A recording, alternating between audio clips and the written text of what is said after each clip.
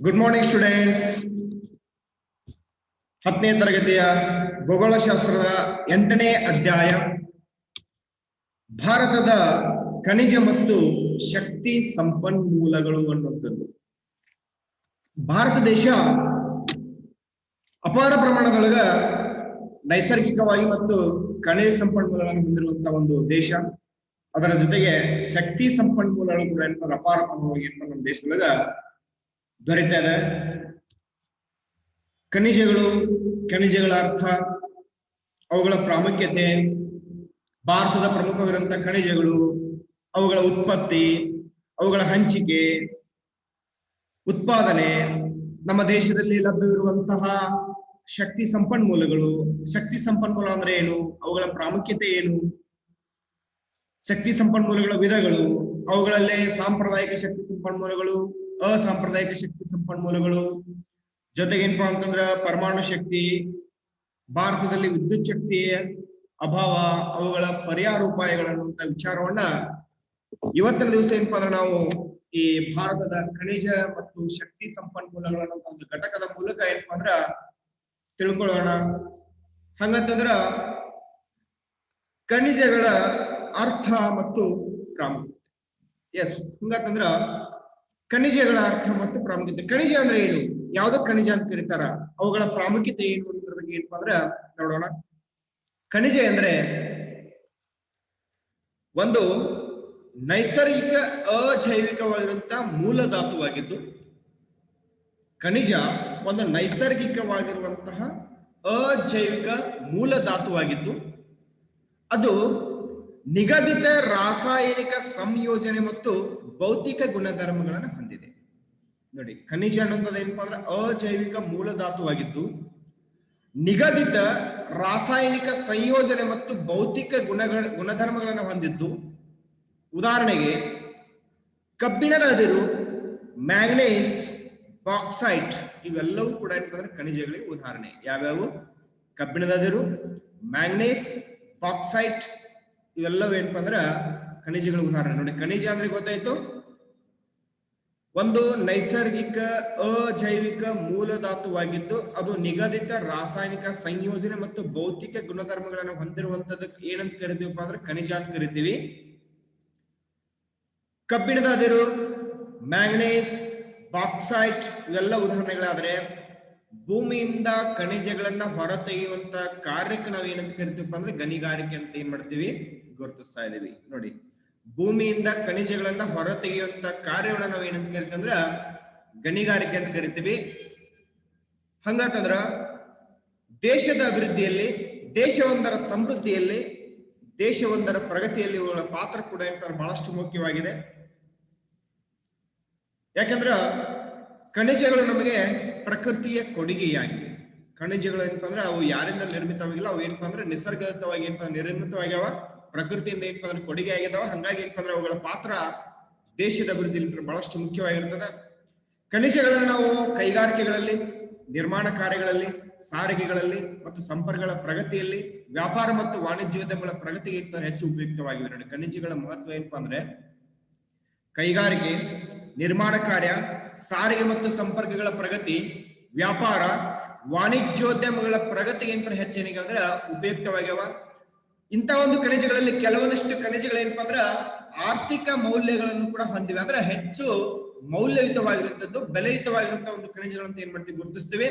ಉದಾಹರಣೆಗೆ ಚಿನ್ನ ಮತ್ತು ವಜ್ರಗಳು ಕೂಡ ಏನಪ್ಪಾ ಅಂದ್ರ ನಿಸರ್ಗದಲ್ಲಿ ಸಿಕ್ಕಿರುವಂತಹ ಕೊಡುಗೆಗಳು, ನಿಸರ್ಗದಲ್ಲಿ ಸಿಗುತ್ತಿರುವಂತಹ ಸಂಪನ್ಮೂಲಗಳು. ಈ ಚಿನ್ನ ಮತ್ತು ವಜ್ರ ಏನಪ್ಪಾ ಅಂದ್ರ ಹೆಚ್ಚು ಮೌಲ್ಯಗಳನ್ನ, ಆರ್ಥಿಕ ಮೌಲ್ಯಗಳನ್ನು ಹೊಂದಿರುವಂತಹ ಖನಿಜ ಅಂತ ಗುರುತಿಸ್ತೀವಿ. ಇವತ್ತು ನಮ್ಮ ದೇಶ ಬೇರೆ ಬೇರೆ ರೀತಿಯ ಇರುವಂತಹ ವಿವಿಧ ರೀತಿಯ ಇರುವಂತಹ ಖನಿಜ ಸಂಪತ್ತುಗಳನ್ನ ಏನಪ್ಪಾ ಅಂದ್ರ ಹೊಂದ್ಯದ. ಸೊ ಆ ಒಂದು ಖನಿಜ ಸಂಪತ್ತುಗಳನ್ನ ಏನಪ್ಪ ಇವತ್ತು ನಾವು ನೋಡೋಣ. ಭಾರತ ದೇಶದಲ್ಲಿ ಕಂಡು ಬರಲ್ಪಡುವಂತಹ ಪ್ರಮುಖರಂತಹ ಖನಿಜಗಳನ್ನು ನೋಡಬೇಕಾದ್ರೆ, ಮೊದಲನೇದಾಗಿ ಕಬ್ಬಿಣದ ಅದಿರು. ನಿಸರ್ಗದತ್ತವಾಗಿ ದೊರಕಿರುವಂತಹ ನೈಸರ್ಗಿಕ ಸಂಪನ್ಮೂಲಗಳಲ್ಲಿ ಪ್ರಮುಖವಾಗಿರುವಂತಹ ಖನಿಜ ಯಾವುದು ಅಂತಂದ್ರೆ ಕಬ್ಬಿಣದ ಅದಿರು ಅಂತ ಹೇಳ್ತೀವಿ. ಕಬ್ಬಿಣದ ಅದಿರು ಕಬ್ಬಿಣಾಂಶವುಳ್ಳಂತ ಒಂದು ಲೋಹ ಖನಿಜವಾಗಿದೆ. ನೋಡಿ, ಕಬ್ಬಿಣದ ಅದಿರು ಏನಪ್ಪಾ ಅಂದ್ರೆ ಲೋಹ ಖನಿಜ. ಏನನ್ನ ಒಳಗೊಂಡಿದೆ? ಕಬ್ಬಿಣಾಂಶವನ್ನ ಒಳಗೊಂಡಿರುವಂತಹ ಲೋಹ ಖನಿಜ ಯಾವುದು ಅಂತಂದ್ರೆ ಕಬ್ಬಿಣದ ಅದಿರು. ಇದನ್ನು ವಿಶೇಷವಾಗಿ ಕಬ್ಬಿಣ ಮತ್ತು ಉಕ್ಕು ಕೈಗಾರಿಕೆಯ ಪ್ರಮುಖ ಕಚ್ಚಾ ವಸ್ತುವನ್ನಾಗಿ ಏನ್ ಮಾಡ್ತಾರೆ ಅಂದ್ರ ಬಳಕೆ ಮಾಡ್ತಾ ಇದ್ದಾರೆ. ನೋಡಿ, ಕಬ್ಬಿಣಾಂಶವುಳ್ಳ ಹೊಂದಿರುವಂತ ಲೋಹ ಖನಿಜವಿರುವಂತ ಕಬ್ಬಿಣದ ಅದಿರನ್ನ ಕಬ್ಬಿಣ ಮತ್ತು ಉಕ್ಕು ಕೈಗಾರಿಕೆಯ ಅತಿ ಪ್ರಮುಖವಿರುವಂತ ಕಚ್ಚಾ ವಸ್ತುವನ್ನಾಗಿ ಏನ್ ಮಾಡ್ತಾರ ಅಂದ್ರ ಬಳಕೆ ಮಾಡ್ತಾರ. ಇವತ್ತ ಭಾರತ ದೇಶದೊಳಗ ಅಪಾರ ಪ್ರಮಾಣದೊಳಗ ಕಬ್ಬಿಣದ ಅದಿರಿನ ನಿಕ್ಷೇಪಗಳು ಏನಪ್ಪಾ ಅಂದ್ರೆ ಕಂಡು ಬರ್ತಾವ. ನಮ್ಮ ದೇಶದೊಳಗೆ ಏನಪ್ಪಾ ಅಂದ್ರ ಅಪಾರ ಪ್ರಮಾಣದೊಳಗೆ ದೊಡ್ಡ ಪ್ರಮಾಣದೊಳಗೆ ಏನಪ್ಪಾ ಅಂದ್ರೆ ಕಬ್ಬಿಣದ ಅದಿರಿನ ನಿಕ್ಷೇಪಗಳು ಏನಪ್ಪಾ ಅಂದ್ರೆ ಕಂಡು ಬರ್ತಾವ. ಬೇರೆ ಬೇರೆ ರಾಜ್ಯಗಳಲ್ಲಿ ಕೂಡ ಏನಪ್ಪಾ ಅಂದ್ರೆ ಕಂಡು ಬರ್ತಾವ. ಬಟ್ ಏನಪ್ಪಾ ಅಂದ್ರೆ ಕೆಲವೊಂದಿಷ್ಟು ಅಂದ್ರೆ ದೇಶದ ಬಹುತೇಕ ಭಾಗಗಳಲ್ಲಿ ಕಂಡು ಬರ್ತಾವ. ಕೆಲವು ರಾಜ್ಯಗಳಲ್ಲಿ ಸಮೃದ್ಧವಾಗಿ ಹಂಚಿಕೆ ಆಗ್ಯಾವ, ಕೆಲವೊಂದಿಷ್ಟು ರಾಜ್ಯಗಳಲ್ಲಿ ಸ್ವಲ್ಪ ಪ್ರಮಾಣವಾಗಿ ಹಂಚಿಕೆ ಆಗ್ಯಾವ. ಉದಾಹರಣೆಗೆ ಹೇಳ್ಬೇಕಂದ್ರೆ ನಮ್ಮ ದೇಶದ ಒಡಿಶಾ, ಕರ್ನಾಟಕ, ಛತ್ತೀಸ್ಗಢ, ಜಾರ್ಖಂಡ್, ತೆಲಂಗಾಣ, ಮಧ್ಯಪ್ರದೇಶ್, ಮಹಾರಾಷ್ಟ್ರ, ರಾಜಸ್ಥಾನ ಇವೆಲ್ಲವೂ ಕೂಡ ಏನಪ್ಪಾ ಅಂದ್ರೆ ಪ್ರಮುಖವಾಗಿ ಕಬ್ಬಿಣದ ಅದಿರನ್ನ ಉತ್ಪಾದನೆ ಮಾಡುವಂತ ಪ್ರಮುಖವಂತ ರಾಜ್ಯಗಳಂತ ಏನ್ ಮಾಡ್ತೀವಿ ಗುರುತಿಸ್ತಾ ಇದೀವಿ. ನೋಡಿ, ಒಡಿಶಾ, ಕರ್ನಾಟಕ, ಛತ್ತೀಸ್ಗಢ, ಜಾರ್ಖಂಡ್, ತೆಲಂಗಾಣ, ಮಧ್ಯಪ್ರದೇಶ್, ಮಹಾರಾಷ್ಟ್ರ, ರಾಜಸ್ಥಾನ್ ಇವೆಲ್ಲವೂ ಕೂಡ ಕಬ್ಬಿಣದ ಅದಿರನ್ನ ಉತ್ಪಾದಿಸುವಂತ ರಾಜ್ಯಗಳನ್ನು ಗುರುತಿಸ್ತೇವೆ. ಭಾರತ ದೇಶದಲ್ಲೇ ಅತಿ ಹೆಚ್ಚು ಕಬ್ಬಿಣದ ಅದಿರನ್ನ ಉತ್ಪಾದನೆ ಮಾಡುವಂತ ರಾಜ್ಯ ಯಾವುದು ಅಂತಂದ್ರೆ ಒಡಿಶಾ. ಎಸ್, ನೋಡಿ, ನಮ್ಮ ದೇಶದಲ್ಲಿ ಅತಿ ಹೆಚ್ಚು ಕಬ್ಬಿಣದ ಅದಿರನ್ನ ಉತ್ಪಾದನೆ ಮಾಡುವಂತ ರಾಜ್ಯ ಯಾವುದು ಅಂತಂದ್ರೆ ಒಡಿಶಾ.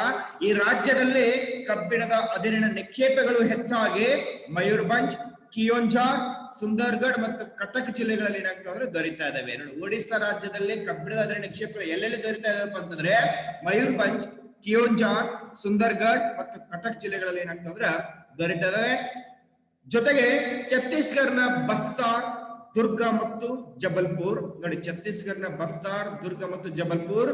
ಜಾರ್ಖಂಡ್ನ ಸಿಂಗಭಂ, ಪಲಮಾವು, ಧನ್ಬಾದ್ ಮತ್ತು ಹಜಾರಿಬಾಗ್. ನೋಡಿ, ಜಾರ್ಖಂಡಿನ ಸಿಂಗ್ಭೂಮ್, ಪಲಮಾವು, ಧನ್ಬಾದ್ ಮತ್ತು ಹಜಾರಿಬಾಗ್.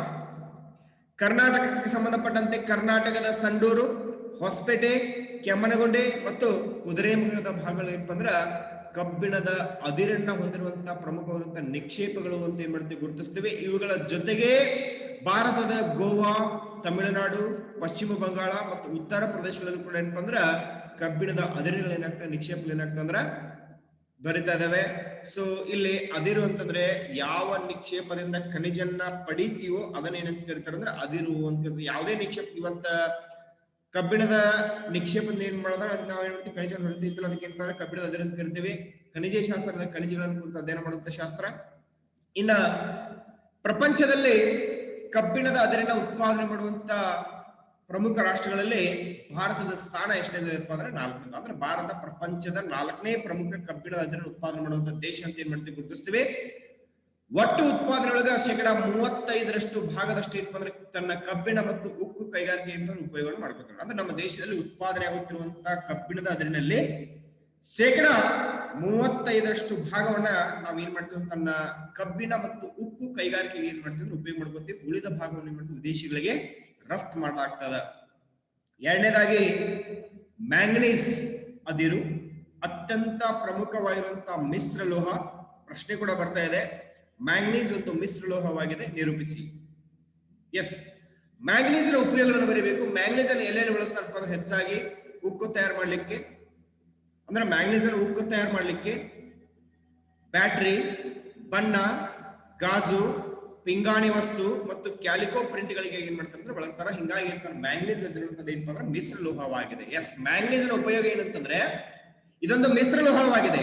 ಇದನ್ನ ಹೆಚ್ಚಾಗಿ ಉಕ್ಕು ತಯಾರಿಸಲಿಕ್ಕೆ, ಬ್ಯಾಟ್ರಿ, ಬಣ್ಣ, ಗಾಜು, ಪಿಂಗಾಣಿ ವಸ್ತುಗಳನ್ನ ಮತ್ತು ಕ್ಯಾಲಿಕೋ ಪ್ರಿಂಟ್ ಗಳಿಗೆ ಏನ್ ಮಾಡ್ತಾರೆ ಅಂದ್ರೆ ಬಳಸ್ತಾರಲ್ಲ. ಸೊ ಹಿಂಗಾಗಿದೆ ಏನಪ್ಪಾ ಅಂದ್ರ ಮಿಶ್ರ ಲೋಹವಾಗಿದೆ. ಪ್ರಪಂಚದೊಳಗ ಮ್ಯಾಂಗನೀಸ್ ಉತ್ಪಾದನೆ ಮಾಡುವಂತ ರಫ್ತು ಮಾಡುವಂತ ದೇಶಗಳಲ್ಲಿ ಇವತ್ತು ಭಾರತವು ಕೂಡ ಏನಪ್ಪಾ ಅಂದ್ರ ಒಂದು.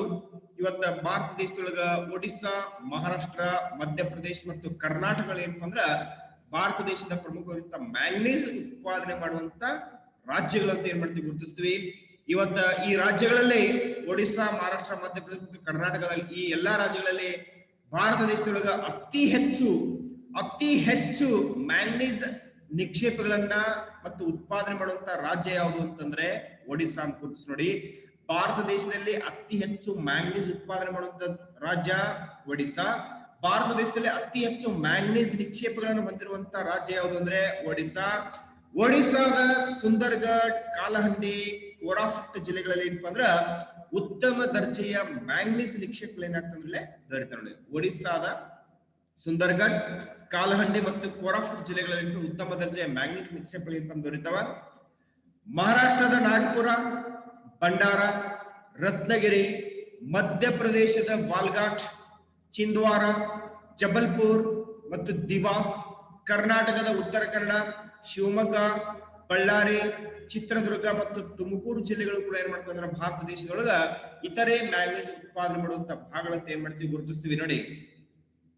ಮಹಾರಾಷ್ಟ್ರದ ನಾಗ್ಪುರ, ಭಂಡಾರ, ರತ್ನಗಿರಿ, ಮಧ್ಯಪ್ರದೇಶದ ಬಾಲ್ಘಾಟ್, ಚಿಂದ್ವಾರ, ಜಬಲ್ಪುರ್, ದಿವಾಸ್, ಕರ್ನಾಟಕದ ಉತ್ತರ ಕನ್ನಡ, ಶಿವಮೊಗ್ಗ, ಬಳ್ಳಾರಿ, ಚಿತ್ರದುರ್ಗ ಮತ್ತು ತುಮಕೂರು ಜಿಲ್ಲೆಯಲ್ಲಿ ಏನಪ್ಪಾ ಅಂದ್ರೆ ಭಾರತದ ಇತರ ಮುಖ್ಯ ಮ್ಯಾಂಗನೀಸ್ ಉತ್ಪಾದನೆ ಮಾಡುವಂತ ಭಾಗಗಳಾದರೆ ಇವುಗಳನ್ನ ಬಿಟ್ರೆ ತೆಲಂಗಾಣ, ರಾಜಸ್ಥಾನ್, ಗುಜರಾತ್, ಜಾರ್ಖಂಡ್ ಮತ್ತು ಬಿಹಾರ ರಾಜ್ಯಗಳಲ್ಲಿ ಏನಪ್ಪಾ ಅಂದ್ರೆ ಮ್ಯಾಂಗನೀಸ್ ಉತ್ಪಾದನೆ ಆಗ್ತೈತಿ ಹೇರಳವಾಗಿ ಕಂಡು ಬರ್ತಾ ಇದೆ. ಸೊ ಇನ್ನ ಮ್ಯಾಂಗನೀಸ್ ಉತ್ಪಾದನೆ ಒಳಗ ಪ್ರಪಂಚದಲ್ಲಿ ಭಾರತದ ಸ್ಥಾನ 5ನೇ ಸ್ಥಾನ ಅಂತ ಗುರುತಿಸೋದ್ರೆ ಪ್ರಪಂಚದಲ್ಲೇ ಭಾರತ 5ನೇ ಪ್ರಮುಖವಾಗಿರುವಂತಹ ಮ್ಯಾಂಗನೀಸ್ ಉತ್ಪಾದನೆ ಮಾಡುವಂತಹ ರಾಷ್ಟ್ರ ಅಂತ ಗುರುತಿಸ್ತೀವಿ. ಭಾರತ ದೇಶದಲ್ಲಿರುವಂತಹ ಮ್ಯಾಂಗನೀಸ್ ಅನ್ನ ತನಗೆ ಎಷ್ಟು ಬೇಕೋ ಅಷ್ಟು ಬಳಸಿಕೊಂಡು ಉಳಿಕೆ ಮ್ಯಾಂಗನೀಸ್ ಅನ್ನ ಏನ್ ಮಾಡ್ತೀವಿ ಅಂದ್ರ ಜಪಾನ್, ಬ್ರಿಟನ್, ಅಮೆರಿಕದ ಸಂಯುಕ್ತ ಸಂಸ್ಥಾನ ಮತ್ತು ಬೆಲ್ಜಿಯಂ ದೇಶಗಳಿಗೆ ಏನ್ ಮಾಡ್ತಾರೆ ಅಂದ್ರೆ ರಫ್ತು ಮಾಡ್ತಾ ಇದೆ ನೋಡಿ. ನಮಗೆ ಎಷ್ಟು ಬೇಕು ಅಂದ್ರೆ ತನ್ನ ಉಳಿಕೆ ಮ್ಯಾಂಗನೀಸ್ ಅನ್ನ ಜಪಾನ್, ಬ್ರಿಟನ್, ಅಮೆರಿಕ ಸಂಯುಕ್ತ ಸಂಸ್ಥಾನ, ಬೆಲ್ಜಿಯಂ ದೇಶಗಳಿಗೆ ಏನ್ ಮಾಡ್ತಾರ ಅಂದ್ರ ರಫ್ತು ಮಾಡ್ತಾರ. ಇನ್ನ ಬಾಕ್ಸೈಟ್ ಅನ್ನುವಂಥದ್ರ ಬಗ್ಗೆ ಹೇಳ್ಬೇಕಾದ್ರೆ ಇದೊಂದು ಅಲ್ಯೂಮಿನಿಯಂ ಲೋಹ ತಯಾರಿಕೆಗೆ ಅಗತ್ಯವಾಗಿರುವಂತ ಕಚ್ಚಾ ವಸ್ತು ನೋಡಿ. ಬಾಕ್ಸೈಟ್ ಅಲ್ಯೂಮಿನಿಯಂ ಲೋಹ ತಯಾರಿಕೆಗೆ ಅಗತ್ಯವಾಗಿರುವಂತ ಕಚ್ಚಾ ವಸ್ತು ಯಾವುದು ಅಂತಂದ್ರೆ ಬಾಕ್ಸೈಟ್ ಅಂತ ಏನ್ ಮಾಡ್ತೀವಿ ಗುರುತಿಸ್ತೀವಿ. ಭಾರತ ದೇಶದೊಳಗ ಅಪಾರವಾಗಿರುವಂತ ದೊಡ್ಡ ಪ್ರಮಾಣದ ಬಾಕ್ಸೈಟ್ ನಿಕ್ಷೇಪಗಳು ಏನಪ್ಪಾ ಅಂದ್ರೆ ಇಲ್ಲಿ ಕಂಡು ಬರ್ತಾವ. ಹೆಚ್ಚಾಗಿ ಒಡಿಶಾ, ಗುಜರಾತ್, ಜಾರ್ಖಂಡ್, ಮಹಾರಾಷ್ಟ್ರ, ಛತ್ತೀಸ್ಗಢ, ತಮಿಳುನಾಡು ಮತ್ತು ಮಧ್ಯಪ್ರದೇಶಗಳಲ್ಲಿ ಬಾಕ್ಸೈಟ್ ನಿಕ್ಷೇಪಗಳು ಏನಪ್ಪ ಹಂಚಿಕೆ ನೋಡಿ. ಭಾರತದೊಳಗ ಒಡಿಶಾ, ಗುಜರಾತ್, ಜಾರ್ಖಂಡ್, ಮಹಾರಾಷ್ಟ್ರ, ಛತ್ತೀಸ್ಗಢ, ತಮಿಳುನಾಡು ಮತ್ತು ಮಧ್ಯಪ್ರದೇಶದಲ್ಲಿ ಏನಪ್ಪ ಅಂದ್ರೆ ಹಂಚಿಕೆ ಆಗ್ಯಾವ. ಇಲ್ಲಿ ಬಾಕ್ಸೈಟ್ ಈ ಶಬ್ದ ಲೆಸ್ ಬಾಕ್ಸ್ ಅನ್ನುವಂತ ಒಂದು ಪದದಿಂದ ಬಂದದ. ಲೆಸ್ ಬಾಕ್ಸ್ ಅನ್ನುವಂತ ಒಂದು ಸ್ಥಳ ಫ್ರಾನ್ಸ್ ನ ಆರ್ಲೆಸ್ ಸಮೀಪದೊಳಗೆ ಏನಾಗ್ತೈತಿ ಕಂಡು ಬರ್ತೈತಿ. ಇಲ್ಲಿ ಜಗತ್ತಿನೊಳಗ ಮೊಟ್ಟ ಮೊದಲ ಬಾರಿಗೆ ಏನ್ ಮಾಡಿದ್ರ ಅಂದ್ರ ಈ ಆರ್ಲೆಸ್ ಅನ್ನುವಂತ ಒಂದು ಪ್ರದೇಶದೊಳಗೆ ಏನಂತಾರೆ ಬಾಕ್ಸೈಟ್ ಅದನ್ನ ಏನ್ ಮಾಡಿದ್ರು ಕಂಡು ಹಿಡಿದ್ರು. ಸೊ ಹಿಂಗಾಗಿ ಏನಂದ್ರ ಬಾಕ್ಸೈಟ್ ಅಂತ ಒಂದು ಪದ ಏನಂದ್ರ ಬಂತು. ಬಾಕ್ಸೈಟ್ಸ್ ಅನ್ನುವಂತ ಒಂದು ಪದದಿಂದ ಏನಂತ ಬಂದದ. ಅಲ್ಯೂಮಿನಿಯಂ 20ನೇ ಶತಮಾನದ ಅದ್ಭುತ ಲೋಹ ಅಂತ ಏನ್ ಮಾಡ್ತಾರೆ ಅಂದ್ರೆ ಗುರುತಿಸಿದ್ರೆ ಬಾಕ್ಸೈಟ್ ಅನ್ನು ಏನ್ ಮಾಡ್ತೀವಿ ಅಲ್ಯೂಮಿನಿಯಂ ಲೋಹದ ಕಚ್ಚಾ ವಸ್ತುವಾಗಿ ಏನ್ ಉಪಯೋಗ ಮಾಡ್ತೀವಿ. ಸೊ ಹೀಗಾಗಿ 20ನೇ ಶತಮಾನದ ಅಚ್ಚರಿಯ ಲೋಹ ಅಂತ ಯಾವ್ದನ್ನ ಕರಿತೀವಿ ಅಂದ್ರೆ ಅಲ್ಯೂಮಿನಿಯಂ ಏನ್ ಮಾಡ್ತೀವಿ ಗುರುತಿಸ್ತೀವಿ. ಯಾಕಂದ್ರೆ ಯಾಕೆ ಹಿಂಗ್ ಕರಿತೀವಿ ಅಂತಂದ್ರೆ ಅಲ್ಯೂಮಿನಿಯಂ ಅನ್ನ ಏನ್ ಮಾಡ್ತಾರೆ ಅಂದ್ರೆ ಬೇರೆ ಬೇರೆ ಉದ್ದೇಶಗಳಿಗಾಗಿ ಏನ್ ಮಾಡ್ತಾರೆ ಅಂದ್ರೆ ಬಳಕೆ ಮಾಡ್ತಾರ. ಸೊ ಹಿಂಗಾಗಿ ಅಲ್ಯೂಮಿನಿಯಂ ಅಂತ ಏನಂತಾರೆ 20ನೇ ಶತಮಾನದ ಅಚ್ಚರಿಯ ಲೋಹ ಅಥವಾ ಅದ್ಭುತ ಲೋಹ ಅಂತ ಏನ್ ಮಾಡ್ತಾರೆ ಅಂದ್ರೆ ಗುರುತಿಸ್ತಾರ. ಇನ್ನ ಬಾಕ್ಸೈಟಿನ ಹಂಚಿಕೆ ಮತ್ತು ಅವುಗಳ ಉತ್ಪಾದನೆ ನೋಡ್ಬೇಕಾದ್ರೆ ಒಡಿಶಾ ರಾಜ್ಯ ಭಾರತದಲ್ಲೇ ಅತ್ಯಧಿಕ ಬಾಕ್ಸೈಟ್ ನಿಕ್ಷೇಪಗಳನ್ನ ಮತ್ತು ಉತ್ಪಾದನೆಗಳಲ್ಲಿ ಪ್ರಥಮ ಸ್ಥಾನದಲ್ಲಿ ನೋಡಿ. ಭಾರತ ದೇಶದೊಳಗ ಒಡಿಶಾ ರಾಜ್ಯ ಏನಪ್ಪಾ ಅಂದ್ರ ಅತ್ಯಧಿಕ ಬಾಕ್ಸೈಟ್ ನಿಕ್ಷೇಪಗಳನ್ನ ಮತ್ತು ಉತ್ಪಾದನೆಗಳ ಎರಡರಲ್ಲೂ ಕೂಡ ಪ್ರಥಮ ಸ್ಥಾನವಾಗಿ ಕಂಡುಬರುತ್ತೆ. ಈ ರಾಜ್ಯದ ಬಾಕ್ಸೈಟ್ ನಿಕ್ಷೇಪ ಹೆಚ್ಚಾಗಿ ಕಾಲಹಂಡಿ, ಕೋರಾಫುಟ್, ಸುಂದರ್ಗಢ್ ಮತ್ತು ಸಾಂಬಲ್ಪುರ್ ಜಿಲ್ಲೆಗಳಲ್ಲಿ ಏನಾಗ್ತೈತೆ ಅಂದ್ರ ಕಂಡುಬರುತ್ತೆ ನೋಡಿ. ಈ ರಾಜ್ಯದ ಅಂದ್ರೆ ಒರಿಸ್ಸಾ ರಾಜ್ಯದ ಅಥವಾ ಒಡಿಶಾ ರಾಜ್ಯದ ಬಾಕ್ಸೈಟ್ ನಿಕ್ಷೇಪಗಳು ಏನಪ್ಪಾ ಅಂದ್ರೆ ಕಾಲಹಂಡಿ, ಕೋರಾಫುಟ್, ಸುಂದರ್ಗಢ್, ಸಾಂಬಲ್ಪುರ್ ಜಿಲ್ಲೆ ಏನಪ್ಪಾ ಹಂಚಿಕೆ ಆಗದ. ಬಿಟ್ರೆ ಛತ್ತೀಸ್ಗಢನ ಬಿಲಾಸ್ಪುರ, ದುರ್ಗ, ಸುರ್ಗುಜ್ ಮತ್ತು ರಾಯಗಢ, ಮಹಾರಾಷ್ಟ್ರದ ರತ್ನಗಿರಿ, ಕೊಲ್ಲಾಪುರ, ಠಾಣೆ ಮತ್ತು ಸತಾರ, ಜಾರ್ಖಂಡ್ನ ರಾಂಚಿ, ಲೋಹರ್ಡಾಗ್ ಮತ್ತು ಪಲಮಾವು ನೋಡಿ.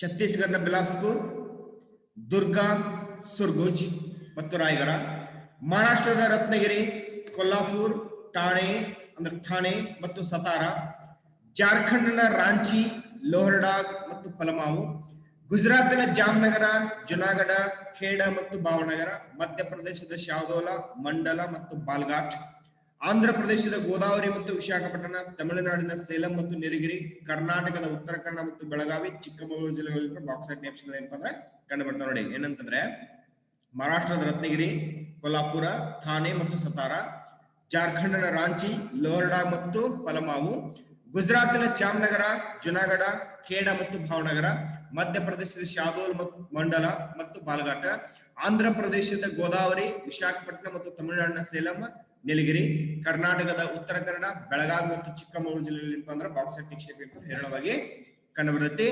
ಇನ್ನ ಅಬ್ರಕ ಪ್ರಮುಖವಾಗಿರುವಂತಹ ಅಲೋಹ ಖನಿಜವಾಗ್ಯದ. ಅಬ್ರಕ ಏನ್ ಪ್ರಮುಖವಾಗಿರುವಂತಹ ಅಲೋಹ ಖನಿಜವಾಗ್ಯದ. ಬಹಳಷ್ಟು ತೆಳುವಾಗಿರುವಂತಹ ಹಾಳೆಗಳಾಗಿ ಏನ್ ಮಾಡ್ತಾರೆ ಅಂದ್ರ ವಿಭಜನೆ ಮಾಡ್ತಾರೆ. ಅದರ ಲಕ್ಷಣಗಳು ನೋಡ್ಬೇಕಾದ್ರೆ ತೆಳುವಾಗಿರುವಂತಹ ಹಾಳೆಗಳಾಗಿ ವಿಭಜನೆ ಮಾಡ್ತಾರ. ಪಾರದರ್ಶಕವೂ ಹೌದು, ಶಾಖ ನಿರೋಧಕ ಗುಣವನ್ನ ಹೊಂದಿರುವಂತದ್ದು. ನೋಡಿ, ಪಾರದರ್ಶಕವೂ ಹೌದು ಮತ್ತು ಶಾಖ ನಿರೋಧಕ ಗುಣವನ್ನು ಹೊಂದಿದ. ಅವುಗಳನ್ನ ಹೆಚ್ಚಾಗಿ ವಿದ್ಯುತ್ ಉಪಕರಣ ಉದ್ಯಮ, ಟೆಲಿಫೋನ್, ವಿಮಾನ ತಯಾರಿಕೆ, ಸ್ವಚಾಲನಾ ವಾಹನ ಕೈಗಾರಿಕೆ ಮತ್ತು ನಿಸ್ತಂತು ಸಂಪರ್ಕ ಮಾಧ್ಯಮಗಳಲ್ಲಿ ಮಾಡ್ತಾರೆ ಅಂದ್ರೆ ಬಳಸ್ತಾರೆ. ನಿಸ್ತಂತು ಅಂತಂದ್ರೆ ವೈರ್ಲೆಸ್ ಮಾಧ್ಯಮಗಳಲ್ಲಿ ಹೆಚ್ಚಾಗಿ ಬಳಕೆ ಮಾಡ್ತಾರೆ. ಸೊ ಇವೆಲ್ಲವೂ ಕೂಡ ಏನಂತಾರೆ ಅಬ್ರಕದ ಪ್ರಮುಖವಾಗಿರುವಂತಹ ಗುಣಲಕ್ಷಣಗಳು. ಏನಂದ್ರೆ ಇದೊಂದು ಅಲೋಹವಾಗಿದೆ. ಅಬ್ರಕವನ್ನ ಬಹಳ ತೆಳುವಾದ ಹಾಳೆಗಳಾಗಿ ಏನ್ ಮಾಡ್ತಾರೆ ವಿಭಜನೆ ಮಾಡ್ತಾರ. ಅವು ಪಾರದರ್ಶಕವು ಮತ್ತು ಶಾಖ ನಿರೋಧಕ ಗುಣವನ್ನು ಹೊಂದಿರುವಂತದ್ದು. ಅವುಗಳನ್ನ ಹೆಚ್ಚಾಗಿ ವಿದ್ಯುತ್ ಉಪಕರಣ ಉದ್ಯಮ, ಟೆಲಿಫೋನ್, ವಿಮಾನ ತಯಾರಿಕೆ, ಸ್ವಚಾಲನಾ ವಾಹನ ಕೈಗಾರಿಕೆ ಮತ್ತು ನಿಸ್ತಂತ್ರ ವೈರ್ಲೆಸ್ ಮಾಧ್ಯಮಗಳಲ್ಲಿ ಏನ್ ಮಾಡ್ತಾರೆ ಬಳಕೆ ಮಾಡ್ತಾರ. ಅಬ್ರಕದ ನಿಕ್ಷೇಪ ವ್ಯಾಪಕವಾಗಿ ಇವತ್ತು ಆಂಧ್ರ ಪ್ರದೇಶ, ರಾಜಸ್ಥಾನ, ಜಾರ್ಖಂಡ ಮತ್ತು ಬಿಹಾರ ರಾಜ್ಯಗಳಲ್ಲಿ ಏನಾಗಿದೆ ಅಂದ್ರೆ ಹಂಚಿಕೆಯಾಗಿದೆ. ಅಬ್ರಕದ ನಿಕ್ಷೇಪ ಏನ್ರ ವ್ಯಾಪಕವಾಗಿ ಆಂಧ್ರ ಪ್ರದೇಶ, ರಾಜಸ್ಥಾನ್, ಜಾರ್ಖಂಡ್ ಮತ್ತು ಬಿಹಾರ ರಾಜ್ಯಗಳಲ್ಲಿ ವ್ಯಾಪಕವಾಗಿ ಹಂಚಿಕೆಯಾಗಿದೆ. ಆಂಧ್ರ ಪ್ರದೇಶ ಭಾರತ ದೇಶದಲ್ಲೇ ಅತಿ ಹೆಚ್ಚು ಅಬ್ರಕವನ್ನ ಉತ್ಪಾದನೆ ಮಾಡುವಂತ ರಾಜ್ಯ. ನೋಡಿ, ಭಾರತ ದೇಶದಲ್ಲಿ ಅತಿ ಹೆಚ್ಚು ಅಬ್ರಕವನ್ನು ಉತ್ಪಾದನೆ ಮಾಡುವಂತ ರಾಜ್ಯ ಯಾವುದು ಅಂದ್ರೆ ಆಂಧ್ರ ಪ್ರದೇಶ. ಈ ರಾಜ್ಯದಲ್ಲಿ ಅಬ್ರಕದ ನಿಕ್ಷೇಪಗಳು ಪ್ರಮುಖವಾಗಿ ನೆಲ್ಲೂರು, ಕೃಷ್ಣಾ, ವಿಶಾಖಪಟ್ಟಣ, ಗೋದಾವರಿ ಮತ್ತು ಅನಂತಪುರ ಜಿಲ್ಲೆಗಳನ್ನ ಕಂಡು ಬರ್ತಾವ. ನೋಡಿ, ಆಂಧ್ರ ಪ್ರದೇಶದ ನೆಲ್ಲೂರು, ಕೃಷ್ಣಾ, ವಿಶಾಖಪಟ್ಟಣ, ಗೋದಾವರಿ, ಅನಂತಪುರ ಜಿಲ್ಲೆಗಳಲ್ಲಿ ದೊರೆತವ. ರಾಜಸ್ಥಾನ ಎರಡನೇ ಪ್ರಮುಖವಾಗಿರುವಂತಹ ಅಬ್ರಕ ಉತ್ಪಾದನೆ ಮಾಡುವಂತ ರಾಜ್ಯ. ಭಾರತ ದೇಶದೊಳಗೆ ಎರಡನೇ ಪ್ರಮುಖವಾಗಿರುವಂತಹ ಅಬ್ರಕ ಉತ್ಪಾದನೆ ರಾಜ್ಯ ಯಾವ್ದಂದ್ರೆ ರಾಜಸ್ಥಾನ. ಇಲ್ಲಿ ಜೈಪುರ, ಅಜ್ಮೇರ್, ಪಿಲ್ವಾರ್, ಉದಯಪುರ ಜಿಲ್ಲೆಯಲ್ಲಿ ದೊರೆತದ. ಜಾರ್ಖಂಡಿನ ಹಜಾರಿಬಾಗ್, ಧನ್ಬಾದ್, ಪಲಮಾವು, ರಾಂಚಿ ಮತ್ತು ಸಿಂಗ್ಬು, ಬಿಹಾರಿನ ಗಯಾ, ಮುಂಗೈರು ಮತ್ತು ಬಾಗಲ್ಪುರ್ ಜಿಲ್ಲೆಗಳು ಇವೆಲ್ಲವೂ ಕೂಡ ದೇಶದಲ್ಲೇ ಅಬ್ರಕದ ನಿಕ್ಷೇಪಗಳನ್ನು ಹೊಂದಿರುವಂತಹ ಪ್ರಮುಖವಂತ ಭಾಗಗಳು. ನೋಡಿ, ಯಾವಂದ್ರೆ ರಾಜಸ್ಥಾನದ ಜೈಪುರ, ಅಜ್ಮೀರ, ಪಿಲ್ವಾರ ಮತ್ತು ಉದಯಪುರ ಜಿಲ್ಲೆಗಳು, ಜಾರ್ಖಂಡಿನ ಹಜಾರಿಬಾಗ್, ಧನ್ಬಾದ್, ಪಲಮಾವು, ರಾಂಚಿ ಮತ್ತು ಸಿಂಗ್ಭೂಮ್, ಬಿಹಾರಿನ ಗಯಾ, ಮುಂಗೈರ್ ಮತ್ತು ಬಾಗಲ್ಪುರ್ ಜಿಲ್ಲೆಗಳು ಏನಂದ್ರೆ ಭಾರತ ದೇಶದಲ್ಲಿ ಪ್ರಮುಖವಾಗಿರುವಂತಹ ಅಬ್ರಕದ ನಿಕ್ಷೇಪಗಳನ್ನು ಹೊಂದಿರುವಂತದ್ದು. ಇವುಗಳನ್ನು ಬಿಟ್ಟರೆ ಗುಜರಾತ್, ಮಹಾರಾಷ್ಟ್ರ, ಒಡಿಸ್ಸಾ, ಕರ್ನಾಟಕ, ತಮಿಳುನಾಡು ಮತ್ತು ಛತ್ತೀಸ್ಗಢಗಳಲ್ಲಿ ಕೂಡ ಏನಪ್ಪ ಅಂದ್ರ ಇವತ್ತ ಅಬ್ರಕದ ನಿಕ್ಷೇಪಗಳು ಏನ್ ಮಾಡ್ತಂದ್ರೆ ಕಂಡುಬರ್ತಾವ. ಎಲ್ಲೇ ಗುಜರಾತ್, ಮಹಾರಾಷ್ಟ್ರ, ಒಡಿಸ್ಸಾ, ಕರ್ನಾಟಕ, ತಮಿಳುನಾಡು ಮತ್ತು ಛತ್ತೀಸ್ಗಢದಲ್ಲಿ ಕಂಡುಬರ್ತಾವ. ಪ್ರಪಂಚದಲ್ಲೇ ಅತಿ ಹೆಚ್ಚು ಅಬ್ರಕವನ್ನು ಉತ್ಪಾದನೆ ಮಾಡಿ ರಫ್ತು ಮಾಡುವಂತ ರಾಷ್ಟ್ರ ಯಾವ್ದಂದ್ರೆ ಭಾರತ. ನೋಡಿ, ಜಗತ್ತಿನೊಳಗ ಅತಿ ಹೆಚ್ಚು ಅಬ್ರಕವನ್ನು ಉತ್ಪಾದನೆ ಮಾಡಿ ರಫ್ತು ಮಾಡುವಂತ ರಾಷ್ಟ್ರ ಯಾವ್ದಂದ್ರೆ ಭಾರತ. ಇವತ್ತೇನಪ್ಪ ಅಂದ್ರ ಬೇರೆ ಬೇರೆ ರಾಷ್ಟ್ರಗಳು ಅಬ್ರಕವನ್ನ ಕೃತಕವಾಗಿ ಏನ್ ಮಾಡ್ತಾರೆ ಉತ್ಪಾದನೆ ಮಾಡಿಕೊಳ್ಳೋದ್ರಿಂದ ಇತ್ತೀಚೆಗೆ ಭಾರತದ ಅಬ್ರಕದ ರಫ್ತು ಪ್ರಮಾಣ ಏನಾಗಿತ್ತು ಅಂದ್ರ ಕಡಿಮೆ ಆಗದ. ಸೊ ಎಲ್ಲವೂ ಕೂಡ ಏನಂತಂದ್ರೆ ಭಾರತ ದೇಶದಲ್ಲಿ ಸಿಗುವಂತ ಪ್ರಮುಖವಂತ ಖನಿಜ ಸಂಪನ್ಮೂಲಗಳು. ಇನ್ನ ಆಂಧ್ರ ಪ್ರದೇಶದ ನೆಲ್ಲೂರು ಜಿಲ್ಲೆಯಲ್ಲಿ ದೊರೆಯುವಂತ ಅಬ್ರಕದ ನಿಕ್ಷೇಪ ತೆಳು ಹಸಿರು ಹೊಂದಿರುವಂತದ್ದು. ಹಂಗಾಗಿ ಅದನ್ನ ಏನಪ್ಪಾ ಅಂದ್ರ ಹನಿಮೈಕಾ ಅಂತ ಏನ್ ಮಾಡ್ತಾರೆ ಗೊತ್ತ. ಅಂದ್ರ ಆಂಧ್ರ ಪ್ರದೇಶದ ನೆಲ್ಲೂರು ಜಿಲ್ಲೆಯಲ್ಲಿ ದೊರೆಯುವಂತಹ ಅಬ್ರಕದ ನಿಕ್ಷೇಪ ಯಾವ ಬಣ್ಣದ್ದು ಅಂತಂದ್ರೆ ತೆಳು ಹಸಿರು ಬಣ್ಣುವಂಥದ್ದು. ಅದರ ಹಂಗಾಗಿ ಏನಂದ್ರೆ ಹನಿ ಮೈಕ್ ಅಂತ ಏನ್ ಮಾಡ್ತಾರ ಅಂದ್ರ ಗುರುತಿಸ್ತಾರ. ಸೊ ಇವೆಲ್ಲವೂ ಕೂಡ ಏನಪ್ಪಾ ಅಂದ್ರ ಅಬ್ರಕದ ನಿಕ್ಷೇಪಗಳನ್ನು ಹೊಂದಿರುವಂತದ್ದು. ಸೊ ಈ ರೀತಿಯಾಗಿ ಏನಂತಾರ ಭಾರತ ದೇಶದೊಳಗ ಪ್ರಮುಖವಾಗಿ ಖನಿಜ ನಿಕ್ಷೇಪಗಳು ಏನಾಗ್ತಂದ್ರ ಕಂಡು ಬರ್ತಾ ಇದಾವೆ. ನೆಕ್ಸ್ಟ್, ಶಕ್ತಿ ಸಂಪನ್ಮೂಲಗಳು. ನಮ್ಮ ದೇಶದಲ್ಲಿ ಲಭ್ಯವಿರುವಂತಹ ಶಕ್ತಿ ಸಂಪನ್ಮೂಲಗಳನ್ನು ಏನಂತ ಇವತ್ತ ನೋಡೋಣ. ಶಕ್ತಿ ಸಂಪನ್ಮೂಲಗಳ ಅರ್ಥ ಮತ್ತು ಮಹತ್ವ ನೋಡೋಣ. ಅಂದ್ರೆ ವಿದ್ಯುತ್ ಶಕ್ತಿಯ ಉತ್ಪಾದನೆಗೆ ಅಗತ್ಯವಾಗಿರುವಂತಹ ಸಂಪನ್ಮೂಲಗಳನ್ನ ನಾವು ಶಕ್ತಿ ಸಂಪನ್ಮೂಲಗಳಂತ ಏನ್ ಮಾಡ್ತೀವಿ ಗುರುತಿಸೋಣ. ವಿದ್ಯುತ್ ಶಕ್ತಿಯ ಉತ್ಪಾದನೆಗೆ ಅಗತ್ಯವಾಗಿರುವಂತಹ ಸಂಪನ್ಮೂಲಗಳಿಗೆ ಏನಂತ ಕರಿತೀವಪ್ಪ ಅಂದ್ರ ಶಕ್ತಿ ಸಂಪನ್ಮೂಲ ಅಂತ ಕರಿತೀವಿ. ಒಂದು ದೇಶದ ಆರ್ಥಿಕ ಅಭಿವೃದ್ಧಿ ಮತ್ತು ಜನರ ಜೀವನ ಮಟ್ಟದ ಸುಧಾರಣೆಗೆ ಶಕ್ತಿ ಸಂಪನ್ಮೂಲಗಳು ಏನ್ ಮಾಡ್ತಾರೆ ಅತ್ಯಗತ್ಯವಾಗಿವೆ. ಯಾವುದೇ ಒಂದು ದೇಶದ ಆರ್ಥಿಕ ಅಭಿವೃದ್ಧಿ ಮತ್ತು ಜನರ ಜೀವನ ಮಟ್ಟದ ಸುಧಾರಣೆಗೆ ಶಕ್ತಿ ಸಂಪನ್ಮೂಲ ಏನಪ್ಪಾ ಅಂದ್ರೆ ಅಗತ್ಯವಾಗ್ಯಾವ. ಕೈಗಾರಿಕೆ, ಕೃಷಿ, ವಾಣಿಜ್ಯೋದ್ಯಮ, ಸಾರಿಗೆ ಮತ್ತು ಸಂಪರ್ಕ ಇವುಗಳ ಪ್ರಗತಿಯಲ್ಲಿ ಶಕ್ತಿ ಸಂಪನ್ಮೂಲಗಳ ಪಾತ್ರ ಮುಖ್ಯವಾಗಿದೆ. ನೋಡಿ, ಕೈಗಾರಿಕೆ, ಕೃಷಿ, ವಾಣಿಜ್ಯೋದ್ಯಮ, ಸಾರಿಗೆ ಸಂಪರ್ಕ ಇವುಗಳ ಪ್ರಗತಿಯಲ್ಲಿ ಶಕ್ತಿ ಸಂಪನ್ಮೂಲಗಳ ಒಂದು ಪಾತ್ರ ಏನಂತ ಮುಖ್ಯವಾಗಿದೆ. ಶಕ್ತಿ ಸಂಪನ್ಮೂಲಗಳನ್ನ ಅವುಗಳ ಸ್ವರೂಪಗಳನ್ನ ಆಧರಿಸಿ, ನೋಡಿ, ಶಕ್ತಿ ಸಂಪನ್ಮೂಲಗಳನ್ನ ಅವುಗಳ ಸ್ವರೂಪಗಳನ್ನ ಆಧರಿಸಿ ಸಾಂಪ್ರದಾಯಿಕ, ಅಸಾಂಪ್ರದಾಯಿಕ ಶಕ್ತಿ ಸಂಪನ್ಮೂಲಗಳನ್ನ ಏನ್ ಮಾಡ್ತಾರೆ, ವಿಂಗಡಣೆ ಮಾಡ್ತಾರೆ. ನೋಡಿ, ದೊರೆಯುವಂತಹ ಲಭ್ಯವಿರುವಂತಹ ಶಕ್ತಿ ಸಂಪನ್ಮೂಲಗಳನ್ನ ನಾವುಗಳು ಅವುಗಳ ಸ್ವರೂಪಗಳನ್ನ ಆಧರಿಸಿ ಸಾಂಪ್ರದಾಯಿಕ ಮತ್ತು ಅಸಾಂಪ್ರದಾಯಿಕ ಶಕ್ತಿ ಸಂಪನ್ಮೂಲ ಅಂತ ಏನ್ ಮಾಡ್ತಾರೆ, ವಿಂಗಡಿಸ್ತೀವಿ. ಸಾಂಪ್ರದಾಯಿಕ ಶಕ್ತಿ ಸಂಪನ್ಮೂಲಗಳಲ್ಲಿ ನೋಡಿ, ಸಾಂಪ್ರದಾಯಿಕ ಶಕ್ತಿ ಸಂಪನ್ಮೂಲಗಳಲ್ಲಿ ಕಲ್ಲಿದ್ದಲು, ಪೆಟ್ರೋಲಿಯಂ, ನೈಸರ್ಗಿಕ ಅನಿಲಗಳು ಏನಂತಂದ್ರೆ ಸೇರ್ತಾ ಇದಾವೆ. ನೋಡಿ, ಸಾಂಪ್ರದಾಯಿಕ ಶಕ್ತಿ ಸಂಪನ್ಮೂಲಗಳಲ್ಲಿ ಕಲ್ಲಿದ್ದಲು, ಪೆಟ್ರೋಲಿಯಂ, ನೈಸರ್ಗಿಕ ಅನಿಲಗಳು ಏನಪ್ಪ ಸೇರ್ಪಡೆ ಆದ್ರೆ ಈ ಸಾಂಪ್ರದಾಯಿಕ ಶಕ್ತಿ ಸಂಪನ್ಮೂಲಗಳು ಬಹಳಷ್ಟು ಏನಪ್ಪಾ ಅಂದ್ರೆ ಮುಗಿದು ಹೋಗಬಲ್ಲವುಗಳಾಗಿವೆ. ಅಂದ್ರೆ ಇವುಗಳನ್ನ ಬಳಕೆ ಮಾಡಿದಷ್ಟು ಏನಾಗ್ತವೆ ಅಂದ್ರೆ ಮುಗಿದು ಹೋಗ್ತಾ ಇದಾವೆ, ಮತ್ತೆ ಏನಪ್ಪಾ ಅಂದ್ರೆ ಪುನರ್ ಬಳಕೆ ಮಾಡ್ಲಿಕ್ಕೆ ಬರೋದಿಲ್ಲ. ಸೊ ಅಂತವುಗಳಿಗೆ ಏನಂತ ಕರಿತೀವಪ್ಪ ಅಂದ್ರೆ ನಾವು ಸಾಂಪ್ರದಾಯಿಕ ಶಕ್ತಿ ಸಂಪನ್ಮೂಲ ಅಂತ ಕರಿತೀವಿ. ಇನ್ನು ಅಸಾಂಪ್ರದಾಯಿಕ ಶಕ್ತಿ ಸಂಪನ್ಮೂಲಗಳಲ್ಲಿ ಸೌರಶಕ್ತಿ, ಪವನ ಶಕ್ತಿ, ಉಬ್ಬರವಿಳಿತ ಶಕ್ತಿ, ಭೂಗರ್ಭ ಶಕ್ತಿ, ಜೈವಿಕ ಅನಿಲ. ನೋಡಿ, ಅಸಾಂಪ್ರದಾಯಿಕ ಶಕ್ತಿ ಸಂಪನ್ಮೂಲಗಳಲ್ಲಿ ಸೌರಶಕ್ತಿ, ಪವನ ಶಕ್ತಿ, ಉಬ್ಬರವಿಳಿತ ಶಕ್ತಿ, ಭೂಗರ್ಭ ಶಕ್ತಿ, ಜೈವಿಕ ಅನಿಲ ಇವೆಲ್ಲವೂ ಕೂಡ ಸೇರ್ಪಡೆ ಆಗ್ತಾವ. ಬಟ್ ಇವನ್ ಏನಂತಾರೆ, ಬಳಸಿದಂತೆ ಮತ್ತೆ ಬಳಕೆಗೆ ಏನಾಗ್ತದೆ ಅಂದ್ರ ಲಭ್ಯವಿರ್ತಾವಲ್ಲ ಅವುಗಳಿಗೆ ಏನಂತ ಕರಿತಾರಪ್ಪ ಅಂದ್ರೆ ಅಸಾಂಪ್ರದಾಯಿಕ ಶಕ್ತಿ ಸಂಪನ್ಮೂಲ ಅಂತ ಕರೀತಾರೆ. ಯಾಕಂದ್ರ ಭಾರತ ದೇಶ ತನ್ನ ವಿದ್ಯುತ್ ಅಭಾವದ ಸಮಸ್ಯೆಯ ನಿವಾರಣೆಗೆ ಅಸಾಂಪ್ರದಾಯಿಕ ಶಕ್ತಿ ಸಂಪನ್ಮೂಲಗಳ ಬಳಕೆ ಮತ್ತು ಅಭಿವೃದ್ಧಿಗೆ ಅಗತ್ಯವಾಗಿದೆ. ಅಂದ್ರ ನಮ್ಮ ದೇಶದಲ್ಲಿ ಏನಂದ್ರೆ ವಿದ್ಯುತ್ತಿನ ಅಭಾವ ಇದೆ. ಈ ಒಂದು ಅಭಾವದ ಸಮಸ್ಯೆಯನ್ನು ನಿವಾರಣೆ ಮಾಡ್ಬೇಕಾದ್ರೆ ಅಸಾಂಪ್ರದಾಯಿಕ ಶಕ್ತಿ ಸಂಪನ್ಮೂಲ ಏನಪ್ಪ ನಮ್ಗೆ ಅತಿ ಹೆಚ್ಚಾಗಿ ಬೇಕಾಗ್ತಾವ, ಬಳಕೆ ಏನಪ್ಪ ನಾವು ಬೇಕಾಗ್ತಾವ. ಹೀಗಾಗಿ ಅವುಗಳ ಅಭಿವೃದ್ಧಿ ಪಡಿಸಬೇಕಂತ ಕೂಡ ಮುಖ್ಯವಾಗಿರುವಂತ ಕೆಲಸ. ಅದರಲ್ಲಿ ಈ ಸಾಂಪ್ರದಾಯಿಕ ಶಕ್ತಿ ಸಂಪನ್ಮೂಲಗಳಲ್ಲಿ ಏನಪ್ಪ ಮುಖ್ಯವಾಗಿ ಕಲ್ಲಿದ್ದಲು.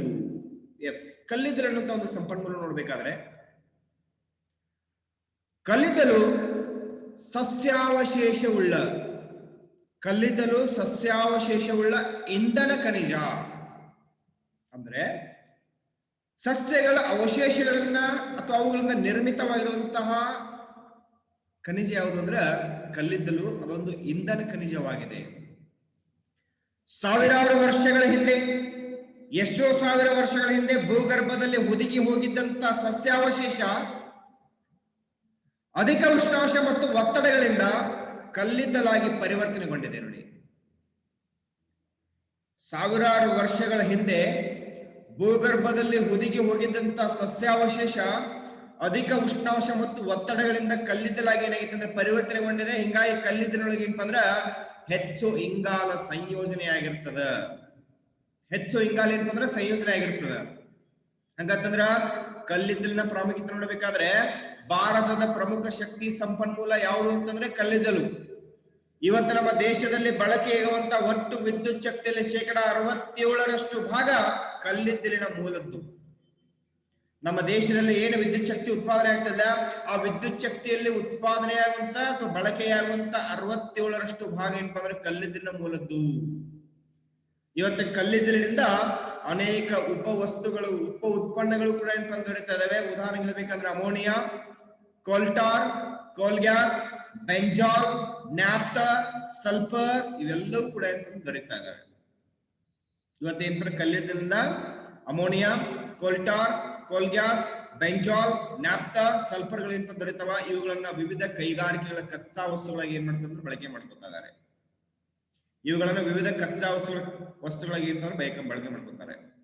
ಬಣ್ಣ, ಪ್ಲಾಸ್ಟಿಕ್, ಕೃತಕ ನಾರು, ಕೃತಕ ರಬ್ಬರ್ಗಳ ಒಂದು ಉತ್ಪಾದನೆಗಳಿಗೆ ಏನಪ್ಪಾ ಅಂದ್ರೆ ಕಲ್ಲಿದ್ದಲ ಉಪ ಉತ್ಪನ್ನಗಳು ಏನ್ ಮಾಡ್ತಾರೆ ಅಂದ್ರೆ ಬಳಸ್ತಾ ಇದ್ದಾರೆ.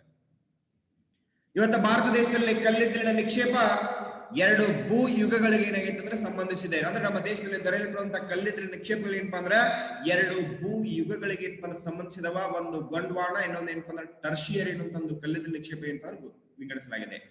ಅಂದ್ರೆ ಗೊಂಡ್ವಾನ ಮತ್ತು ಟರ್ಷಿಯರಿ ಅಂತ ಒಂದು ಕಲ್ಲಿದ್ದಲ ನಿಕ್ಷೇಪಗಳಂತೆ ವಿಂಗಡಣೆ ಮಾಡಿದ್ದಾರೆ. ಆದರೆ ಗೊಂಡ್ವಾನ ಕಲ್ಲಿದ್ದಲಿನ ನಿಕ್ಷೇಪಗಳಂತ ಪ್ರದೇಶ, ಗೊಂಡ್ವಾನ ಕಲ್ಲಿದ್ದಲಿನ ನಿಕ್ಷೇಪಗಳಂತ ಒಂದು ಪ್ರದೇಶ ವಿಶಾಲವಾದದ್ದು ಮತ್ತು ಪ್ರಮುಖವಾಗಿರುವಂತದ್ದು.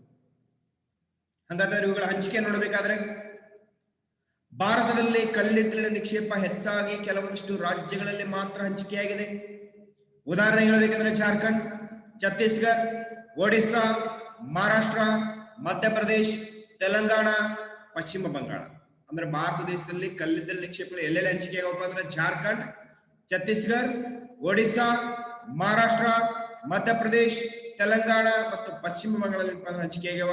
ಇವತ್ತು ಈ ರಾಜ್ಯಗಳು ಭಾರತದ ಒಟ್ಟು ಕಲ್ಲಿದ್ದಲ ನಿಕ್ಷೇಪದಲ್ಲಿ 96% ಭಾಗವನ್ನು ಏನ್ ಮಾಡಿದ್ರೆ ಹೊಂದಿವೆ. ಅಸ್ಸಾಂ, ಮೇಘಾಲಯ, ನಾಗಾಲ್ಯಾಂಡ್ಗಳಲ್ಲೂ ಕೂಡ ಏನಂತಾರೆ ಕಲ್ಲಿದ್ದಲು ನಿಕ್ಷೇಪ ಏನಪ್ಪ ದೊರೀತಾ ಇದೆ. ಇವತ್ತೇನಪ್ಪ ಅಂದ್ರ ಜಗತ್ತಿನಲ್ಲಿ ಕಲ್ಲಿದ್ದಲನ್ನ ಉತ್ಪಾದನೆ ಮಾಡುವಂತ ಮುಖ್ಯ ದೇಶಗಳಲ್ಲಿ ಏನಂತಾರೆ ಇವತ್ತು ಭಾರತ ದೇಶ ಕೂಡ ಏನಂತಾರೆ ಒಂದಾಗಿದೆ. ಸೊ ಹಿಂಗಾಗಿ ಈ ಕಲ್ಲಿದ್ದಲಿನ ವಿವಿಧ ಉಪಯುಕ್ತತೆಗಳನ್ನ ಆಧರಿಸಿ ಕಲ್ಲಿದ್ದಲನ್ನ ಏನ್ ಮಾಡ್ತಂದ್ರ ಕಪ್ಪು ಬಂಗಾರ, ಬ್ಲಾಕ್ ಗೋಲ್ಡ್ ಅಂತ ಏನ್ ಮಾಡ್ತಾರೆ ಅಂದ್ರೆ ಗುರುತಿಸ್ತಾ ಇದ್ದಾರೆ. ನೆಕ್ಸ್ಟ್ ಪೆಟ್ರೋಲಿಯಂ ಇದೊಂದು ಪ್ರಮುಖವಾಗಿರುವಂತಹ ಹೈಡ್ರೋಕಾರ್ಬನ್ ಉಳ್ಳಂತ ಖನಿಜ ತೈಲ.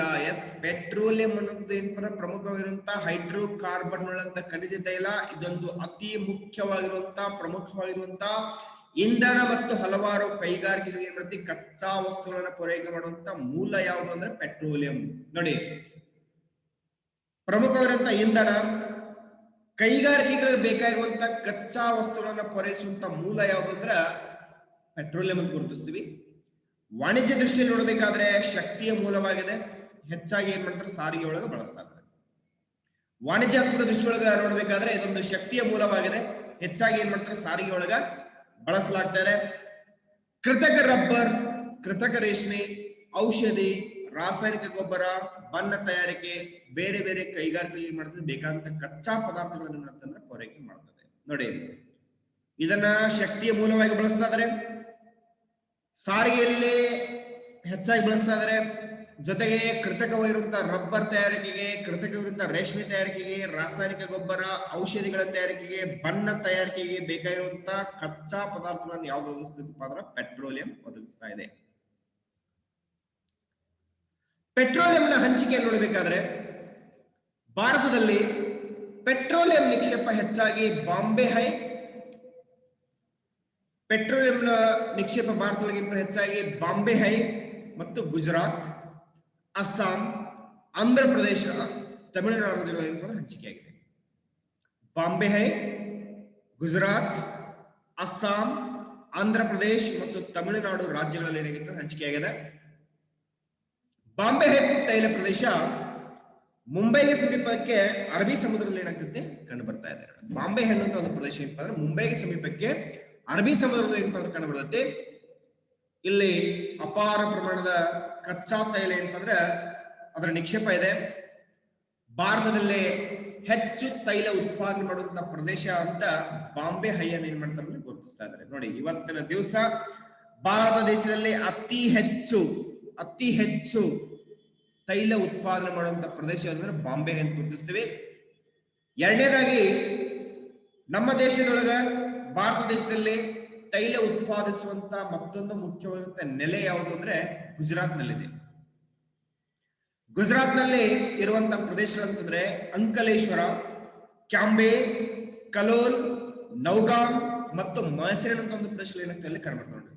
ಎರಡನೇದು ಏನಪ್ಪಾ ಅಂದ್ರೆ ಗುಜರಾತ್ ನಲ್ಲಿದೆ. ಗುಜರಾತಿನ ಅಂಕಲೇಶ್ವರ, ಕ್ಯಾಂಬೆ, ಕಲೋಲ್, ನೌಗಾಮ್ ಮತ್ತು ಮಹಸೇನ್ ಅನ್ನೋ ಒಂದು ಪ್ರದೇಶಗಳು ಏನಪ್ಪಾ ಅಂದ್ರೆ ಎರಡನೇ ತೈಲ ಉತ್ಪಾದನೆ ಮಾಡುವಂತ ಪ್ರದೇಶಗಳಾದ್ರೆ, ಭಾರತದಲ್ಲಿ ಪೆಟ್ರೋಲಿಯಂ ಅನ್ನುವಂತ ನಿಕ್ಷೇಪವನ್ನ ಮೊಟ್ಟ ಮೊದಲ ಬಾರಿಗೆ ಎಲ್ಲಿ ಕಂಡು ಹಿಡಿತಾರಪ್ಪ ಅಂದ್ರ ಅಸ್ಸಾಂನ ಮಾಕುಮ್ ಅನ್ನುವಂತ ಒಂದು ಪ್ರದೇಶಗಳಿಗೆ ಏನ್ ಮಾಡ್ತಾರೆ ಕಂಡು ಹಿಡಿತಾ ಇದಾರೆ. ನೋಡಿ, ಭಾರತ ದೇಶದೊಳಗೆ ಮೊಟ್ಟ ಮೊದಲ ಬಾರಿಗೆ ಏನಂದ್ರೆ ಪೆಟ್ರೋಲಿಯಂನ ನಿಕ್ಷೇಪವನ್ನ ಎಲ್ಲಿ ಕಂಡು ಹಿಡಿತಾರಪ್ಪ ಅಂದ್ರೆ ಅಸ್ಸಾಂನ ಮಾಕುಮ್ ಅನ್ನುವಂತ ಕಂಡು ಹಿಡಿತಾರ. ಹಿಂಗಾಗಿ ಆರಂಭದಲ್ಲಿ ಪೆಟ್ರೋಲಿಯಂ ಉತ್ಪಾದನೆಯಲ್ಲಿ ಅಸ್ಸಾಂ ಏನಾಗಿತ್ತು ಅಂದ್ರೆ ಮೊದಲ ಸ್ಥಾನದಲ್ಲಿತ್ತು. ಎಸ್, ಭಾರತದೊಳಗೆ ಏನಪ್ಪಾ ಅಂದ್ರೆ ಮೊದಲಿಗೆ ಏನಪ್ಪಾ ಅಂದ್ರೆ ಅಸ್ಸಾಂನ ಮಾಕುಮ್ನೊಳಗಿತ್ತು. ಸೊ ಹಿಂಗಾಗಿ ಏನಪ್ಪಾ ಅಂದ್ರೆ ಪೆಟ್ರೋಲಿಯಂ ಉತ್ಪಾದನೆ ಒಳಗ ಅಸ್ಸಾಂ ಮೊದಲ ಸ್ಥಾನದಲ್ಲಿತ್ತು. ಇವತ್ತು ಏನಾಗಿತ್ತಪ್ಪ ಅಂದ್ರೆ 3ನೇ ಸ್ಥಾನಕ್ಕೆ ಬಂದದ. ಮೊದಲನೇ ಸ್ಥಾನದೊಳಗ ಬಾಂಬೆ ಇದೆ, 2ನೇ ಸ್ಥಾನದೊಳಗೆ ಗುಜರಾತ್ ಇದೆ, 3ನೇ ಸ್ಥಾನದೊಳಗೆ ಏನಪ್ಪ ಅಂದ್ರೆ ಅಸ್ಸಾಂ ಇದೆ. ಅಸ್ಸಾಂನ ಬಿಟ್ರೆ ದಿಗ್ಬಾಯ್, ನಹರ್ಕಾತಿಯಾ, ಮೋರಾನ್, ಹುಗ್ರಿಜೆನ್, ಸಿಬ್ಸಾಗರ್ ಮತ್ತು ರುದ್ರಸಾಗರಗಳಲ್ಲಿ ಕೂಡ ಏನಪ್ಪಾ ಅಂದ್ರ ಈ ಒಂದು ಪೆಟ್ರೋಲಿಯಂ ನಿಕ್ಷೇಪಗಳು ಏನಪ್ಪಾ ಅಂದ್ರೆ ಕಂಡು ಬರ್ತಾವ ನೋಡಿ. ದಿಗ್ಬಾಯ್, ನಹರ್ಕಾತಿಯಾ, ಮೋರಾನ್, ಹುಗ್ರಿಜನ್, ಸಿಬ್ಸಾಗರ್ ಮತ್ತು ರುದ್ರಸಾಗರಗಳು ಕೂಡ ಕಂಡು ಬರ್ತಾವ. ಇವುಗಳನ್ನ ಬಿಟ್ರೆ ಗೋದಾವರಿ, ಕೃಷ್ಣ ಮತ್ತು ಕಾವೇರಿ ನದಿ ಕಣಿವೆ ಮತ್ತು ಮುಖಜ ಭೂಮಿಗಳಲ್ಲಿ ಏನಾಗ್ತದಪ್ಪ ಅಂದ್ರ ಈ ತೈಲ ನಿಕ್ಷೇಪಗಳು ಏನಾಗ್ತಾವ ವಿಶೇಷವಾಗಿ ಕಂಡು ಬರ್ತಾವ.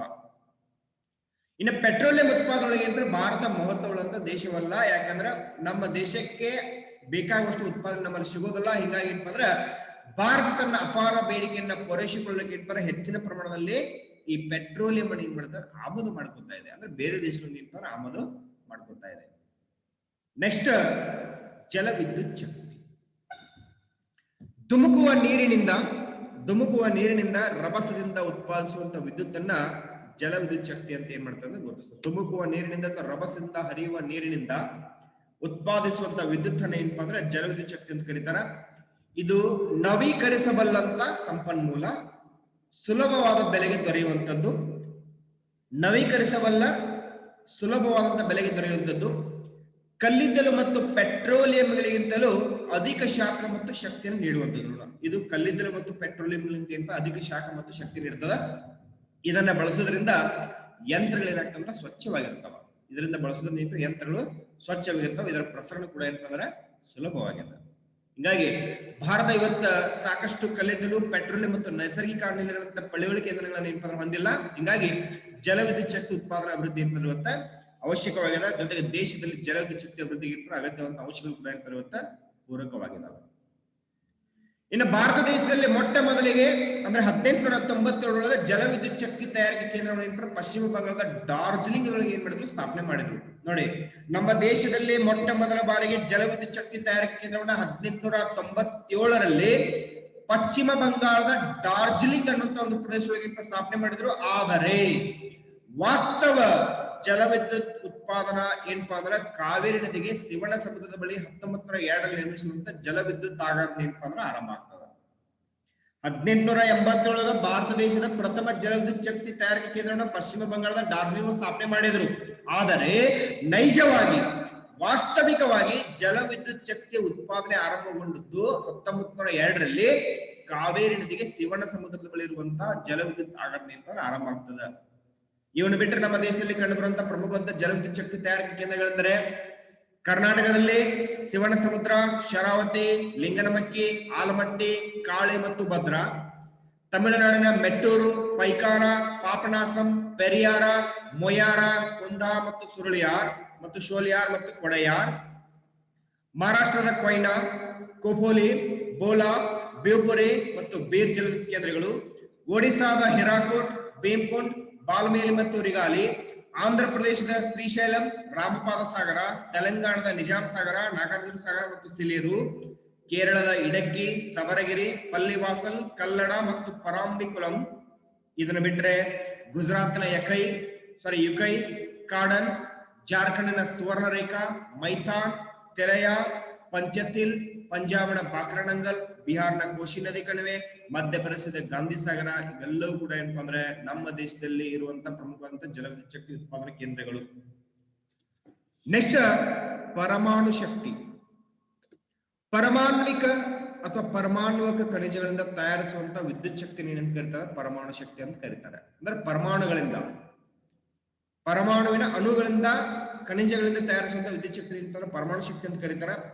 ಭಾರತದಲ್ಲಿ ವಿದ್ಯುತ್ ಶಕ್ತಿಗೆ ಬೇಡಿಕೆ ಹೆಚ್ಚಾಗಿರೋದ್ರಿಂದ ಈ ಬೇಡಿಕೆಯನ್ನ ಪೂರೈಸುವಷ್ಟು ವಿದ್ಯುತ್ ಇವತ್ತು ನಮ್ಮಲ್ಲಿ ಉತ್ಪಾದನೆ ಆಗ್ತಿಲ್ಲ. ಸೊ ಹಂಗಾಗಿ ಏನಪ್ಪಾ ಅಂದ್ರೆ ಪರಮಾಣು ಶಕ್ತಿಯನ್ನ ಬಳಸಿಕೊಂಡು ಇವತ್ತು ವಿದ್ಯುತ್ ಅನ್ನು ಉತ್ಪಾದನೆ ಮಾಡುವಂತ ಯೋಜನೆ ನಮ್ಮ ದೇಶದಲ್ಲಿ ಹಮ್ಮಿಕೊಂಡಿದೆ. ಇವತ್ತು ನಮ್ಮ ದೇಶಕ್ಕೆ ಸಂಬಂಧಪಟ್ಟಂತೆ ಅಪಾರ ಪ್ರಮಾಣದಲ್ಲಿ ಪರಮಾಣು ಖನಿಜಗಳು ಏನಾಗ್ತವೆ ಕಂಡು ಬರ್ತಾ ಇದಾವೆ. ಉದಾಹರಣೆಗೆ ಯುರೇನಿಯಂ ಮತ್ತು ಥೋರಿಯಂ ಅನ್ನುವಂಥವು ಏನಂತ ನಮ್ಮ ದೇಶದಲ್ಲಿ ಅಪಾರ ಪ್ರಮಾಣದಲ್ಲಿ ಕಂಡು ಬರ್ತಾವ. ಇವು ಪರಮಾಣು ವಿದ್ಯುತ್ ತಯಾರಿಕೆಗೆ ಅಗತ್ಯವಾಗಿದಾವ. ಹಂಗಾಗಿ ಏನಂದ್ರೆ ಇವತ್ತ ಆ ಪರಮಾಣು ವಿದ್ಯುತ್ ಶಕ್ತಿ ತಯಾರಿಕೆಗೆ ಅಗತ್ಯವಿರುವ ತಂತ್ರಜ್ಞಾನ ಕೂಡ ನಮ್ಮ ದೇಶದಲ್ಲಿ ಕಂಡು ಬರುತ್ತೆ. ಆ ನಿಟ್ಟಿನೊಳಗೆ ಏನಪ್ಪಾ ಅಂದ್ರೆ ಭಾರತ ದೇಶದಲ್ಲಿ ಮೊಟ್ಟ ಮೊದಲ ಪರಮಾಣು ವಿದ್ಯುತ್ ತಯಾರಿಕಾ ಕೇಂದ್ರವನ್ನ ಮಹಾರಾಷ್ಟ್ರದ ತಾರಾಪುರ ಎಂಬಲ್ಲಿ ಏನ್ ಮಾಡಿದ್ರೆ 1969 ಏನ್ ಮಾಡಿದ್ರೆ ಸ್ಥಾಪನೆ ಮಾಡಿದ್ರು.